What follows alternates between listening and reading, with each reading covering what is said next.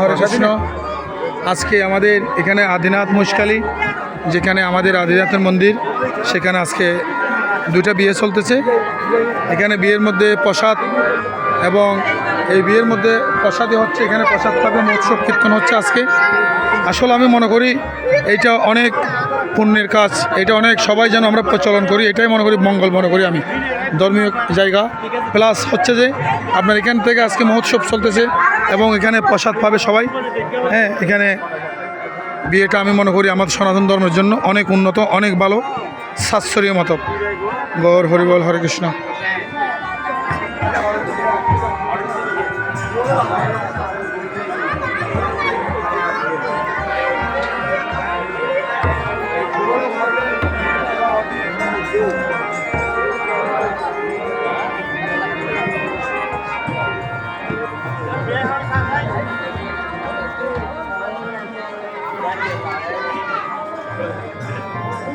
তবে আর একটু ভালো হতো কোনটা, যদি প্রসাদী ব্রাহ্মণ দিয়ে যদি একটু করা যেত আর একটু ভালো হতো।